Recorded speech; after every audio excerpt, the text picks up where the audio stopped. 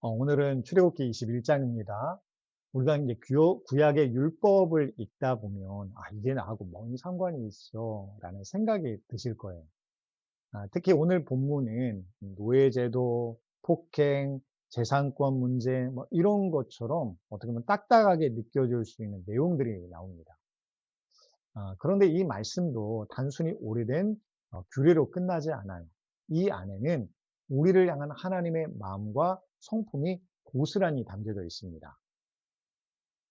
출애굽기 21장은 십계명 이후에 이어지는 첫 번째 율례와 이제 규례인데요. 우리가 구원받은 하나님의 백성으로서 어떻게 살아가야 하는지 그 구체적인 원리를 가르쳐 주고 계십니다. 오늘은 이 말씀 속에서 우리가 세 가지 죄를 통해서 하나님의 깊은 사랑과 뜻을 함께 나누기를 원하는데요. 가장 먼저 나오는 내용은 곧 노예에 관한 말씀입니다. 왜 하나님께서 가장 먼저 이 말씀을 먼저 주셨을까? 먼저는 이스라엘 백성들이 그렇잖아요. 애굽에서 노예되었던 백성들입니다. 그래서 하나님은 그들이 과거의 아픔을 잊지 않고 다른 사람을 똑같이 억압하지 않기를 원하셨어요. 여기서 말하는 이제 히브리 노예는 우리가 흔히 생각하는 노예와는 좀 차이가 있습니다. 대부분 경제적인 빚을 갚지 못하거나 생계를 유지하기 어려울 때 스스로 종이 되는 경우였어요. 하나님께서는 무엇보다 그들에게 자유를 보장하셨습니다. 6년 동안 봉사를 한 후에 7년째에는 반드시 자유를 얻게 하셨어요. 이것은 종으로서의 대가 지불에 한계를 두신 것입니다. 영원히 너는 종이야. 이게 아니라 반드시 너를 자유케 하리라 라는 소망을 주시는 것입니다. 물론 예외의 조항도 있었어요. 종이 주인 집에서 가정을 이루었을 경우, 또 스스로 주인과 가족을 사랑하여서 평생 종이 되기로 서약할 수 있었습니다.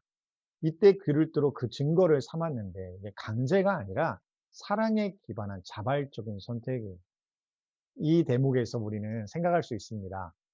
우리를 사랑하셔서 십자가에 못 박히시고 모든 것을 순종하신 예수 그리스도의 사랑을 떠올릴 수 있습니다. 주님께서는 종의 형체를 가져 사람들과 같이 되셨고라고 빌립보서에 나와 있는데 그 은혜와 사랑이 이 가운데 있는 거예요. 특별히 여자 노예에 관한 규례는 더욱 세심합니다. 아버지가 딸을 며느리로서 보내는 경우가 많았는데 만약 그 남자가 나중에 싫어하게 되더라도 정당한 대가를 지불하고 돌려보내야 했어요. 어떤 경우에도 타 민족에게 팔지 못하게 하셨습니다. 심지어 그를 아들에게 주었다면 딸처럼 대접하도록 하였어요. 다른 아내를 들이더라도 이 여인에 대한 의식주와 남편으로서의 의무를 멈춰서는 안 된다라고 명령하셨습니다.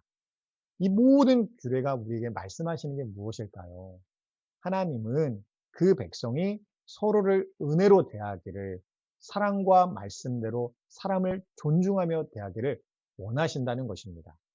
우리는 내가 당한 고통은 잘 기억하고 곱씹지만 입장이 바뀌어서 다른 사람들에게 행할 때에는 다를 수 있는 우리의 부분이 있다고 말씀하시는 거예요. 그러나 그건 세상의 관습이지 하나님의 뜻은 아닙니다. 우리가 이런 고통을 당했을지라도 다른 사람들에게는 하나님의 기준과 뜻대로 행하는 자가 되어야 한다는 것입니다. 두 번째로 생명과 관련된 문제를 다루고 계세요. 앞에서는 종에 대해서 다뤘다면 생명과 같은 문제로 다루고 있습니다. 이걸 중요하게 생각하세요. 먼저 살인죄에 대한 규례를 보면요. 사람을 쳐 죽인 자는 반드시 죽일 것이나 라고 명하십니다. 즉 생명의 주권자는 하나님이시라는 거예요. 어떤 사람도 다른 이의 생명을 함부로 취할 수 없다라고 분명히 하시는 것입니다. 그리고 생명은 오직 생명으로만 대가를 지불할 수 있다라고 말씀하세요. 그런데 13절을 보면 우발적인 살인에 대해서는 다르게 다루십니다. 만일 사람이 고의로 하지 아니하였거니와 하나님이 사람을 그의 손에 넘기신 것이면 내가 그를 위하여 한 곳을 정하리니 그가 그리로 도피할 것이며, 하나님께서는 계획적이 아니라 정말 의도가 없이 잘못과 실수를 가지고 사람을 죽게 하였을 때에 도피성을 마련하여 피할 곳이 되게 하셨습니다. 여기 하나님의 공의와 자비가 함께 있어요. 14절에 보듯이 만일 그 살이 의도적이라는 것이 나중에 밝혀지게 되면요, 도피성 밖으로 끌어내게 되어 있습니다. 그리고 똑같은 형벌을 받게 하셨어요. 죄의 예외가 없게 하셨습니다. 또 부모를 때리거나 저주하는 자는 반드시 죽이라고 명령하세요. 또 인신매매를 하는 자도 반드시 죽이라고 하셨습니다. 이것은 가정과 공동체의 질서를 소중히 여기시는 하나님의 마음을 보여주시는 거예요. 부모를 방치하거나 언어적으로 폭력을 가하는 그 모든 행동들을 생명을 해하는 것과 똑같은 행동으로 보셨다는 것입니다. 특히 주목할 부분은 종의 생명에 대한 규례입니다. 사람이 그의 남종이나 여종을 매로 쳐서 당장에 죽으면 반드시 형벌을 받으려니와, 당시 고대 사회에서 노예는요, 주인의 소유물이에요. 생명을 잃어도 재산 손실이지 생명이 아닙니다. 그런데 하나님께서는 종의 생명도 똑같이 귀한 생명이라 분명히 말씀하시는 거예요. 소에 대한 규례도 매우 의미가 깊습니다. 집에서 기르는 소가 사람을 받아 죽이면 그 소는 돌에 맞아 죽게 하였어요. 그리고 그 고기는 먹지 못하게 하셨습니다. 나아가 만약 주인이 그 소가 그렇게 위험한 행동을 반복한다는 것을 알면서도 단속하지 않다가 사람이 죽게 되면 주인도 죽임을 당하게 하셨습니다. 단순한 결과가 아니라 마음의 의도와 방치한 것에 대한 책임을 하나님은 보고 계신다는 거예요. 이러한 규례들은 오늘날 우리에게도 큰 교훈을 줍니다. 우리 사회에 만연한 폭력과 학대와 생명 경시 풍조 속에서 우리는 하나님께서 모든 생명 얼마나 귀하게 여기시는지를 우리가 기억할 수 있습니다. 그리고 우리의 생명 또한 하나님께 속해 있음을 잊지 않고 어떤 어려움 속에서도 스스로 생명을 함부로 결정하지 않는 믿음의 태도가 우리 가운데 있어야 한다는 거예요. 다른 이의 생명도 하나님께 속해 있고 나의 생명도 하나님께 속해 있기 때문입니다.